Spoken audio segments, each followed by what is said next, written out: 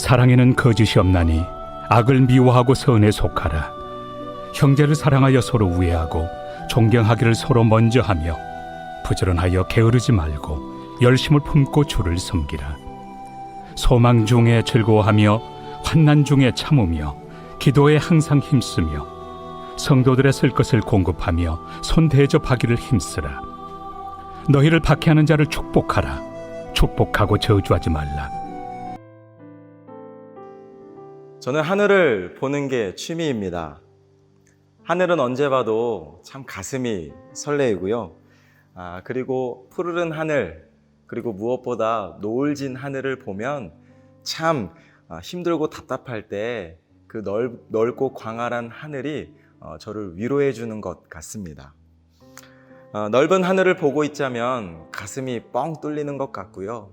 그리고 꽉 막힌 어떤 삶의 문제, 제 안의 고민들, 하늘을 보고 있으면 열릴 것 같은 그러한 위안을 얻기도 합니다. 사실 성경을 보면 온 우주를 창조하신 그 크신 하나님을, 그 하나님이 어디에 계시는가? 성경을 보면 인간의 수준에서 광활한 하늘에 계신다고 표현을 합니다. 저는 이 표현이 너무 마음에 듭니다. 왜냐하면 높고 푸르고 깊고 광활한 하늘은 우리가 어디를 가든지 고개만 들면 늘 하늘이 보이기 때문입니다. 그래서 주님께서 주기도문을 보면 이렇게 시작합니다. 하늘에 계신 우리 아버지여. 네. 하늘에 계신 하나님 아버지를 우리가 아버지라고 부를 수 있는 것이 우리 인생에 누릴 수 있는 최고의 특권이고 은혜가 아닐까. 저는 어릴 적에 천국이 어떤 곳일까 참 많이 궁금했습니다. 제 생각에 천국은 적어도 내가 가장 좋아하는 하늘 위가 아닐까. 저는 이런 재밌는 생각을 해보았는데요. 사실 저도 그렇지만 아마 여러분들도 같은 마음이실 것 같아요. 사실 사람이 나이가 들면 들수록 고민과 갈등과 걱정과 두려움은 더 날로 커진다고 합니다. 여러분 그렇지 않으세요? 그러나 우리를 답답하게 하고 힘들게 하는 삶의 문제는 잠깐일 뿐 우리에게 영원한 고통을 안겨주지 않습니다. 우리에게 소망이 있는 건 아픔도 슬픔도 고통도 없는 영원한 하나님의 나라가 우리의 참 소망이 된다는 것을 우리가 늘 기억했으면 좋겠습니다. 그래서 오늘 본문 12절에 보면 성경은 이렇게 말합니다. 소망 중에 즐거워하며 환난 중에 참으며 기도에 항상 힘쓰며. 네, 믿음은요 현실을 보는 것이 아닙니다. 하나님을 보는 것입니다. 믿음은 문제를 보는 것이 아니라 그 문제 너머에 나를 사랑하사 나를 위하여 가장 놀라운 축복의 미래로 합력하여 선을 이루시는 문제보다 더 크신 하나님을 바라보는 게 그게 믿음입니다. 소망 중에 즐거워한다?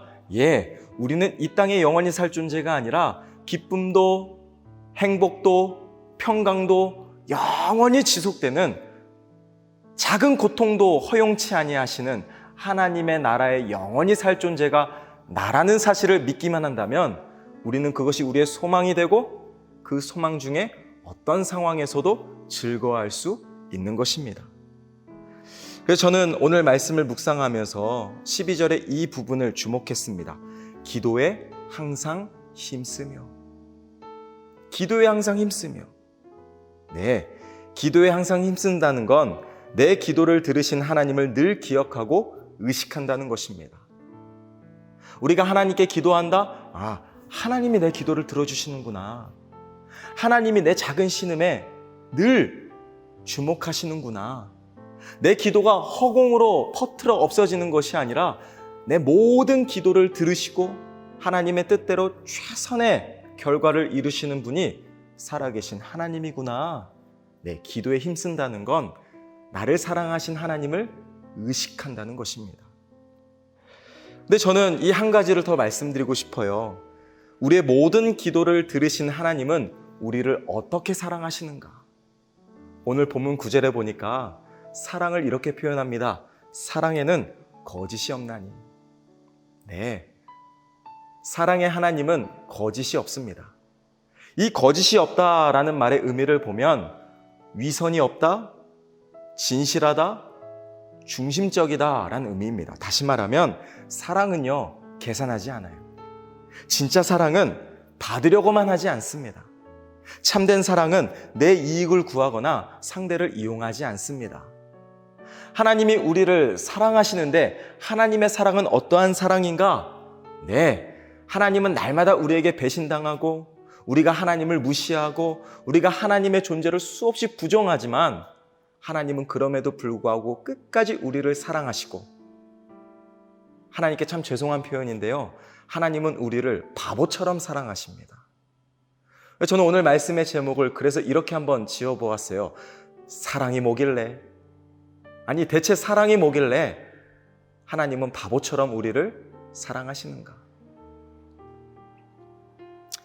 여러분, 사랑하면요, 상대방이 좋아하는 걸 일부러라도 행동하게 되어 있습니다. 그게 사랑의 힘이잖아요. 그런데 바꿔 생각하면 이것도 사랑인 것 같아요. 사랑하면 상대가 싫어하는 것, 상대가 괴로워하는 것, 상대가 원치 않는 것, 기꺼이 하지 않을 용기를 가질 수 있는 것이 그것 또한 사랑이라고 생각합니다. 저는 저와 여러분들이 하나님을 정말 사랑해서 하나님이 싫어하는 걸 여러분들이 기꺼이 포기할 수 있는 믿음의 용기가 있기를 예수님의 이름으로 부탁드립니다. 하나님이 먼저 우리를 사랑하셨고, 하나님이 먼저 우리를 위하여 찾아오셨고, 하나님이 먼저 우리에게 복 주시겠다고 약속하셨습니다. 여러분, 은혜는 앞으로 무언가 더 주어질 걸 기대하는 게 은혜가 아니라 어떤 면에서 은혜는 이미 다 주어졌습니다. 저는 저와 여러분들이 내게 주어진 은혜, 내가 받은 하나님의 사랑, 그 은혜를 기억하며 이 땅을 살아가는 동안 하나님을 더욱 사랑하고 하나님을 위하여 내 모든 걸 드릴 수 있는 정말 진실한 믿음으로 하나님을 끝까지 사랑하는 저와 여러분들이 되었으면 좋겠습니다. 기도하겠습니다. 사랑의 아버지 하나님, 우리를 존재로 사랑하신 하나님을 우리도 온 마음 다하여 사랑하고, 내게 주어진 어떠한 상황과 환경과 상관없이 내가 믿음을 다해 하나님을 끝까지 사랑하는 우리 모두가 되게 하여 주시옵소서. 감사드리며 예수 그리스도의 이름으로 기도합니다. 아멘.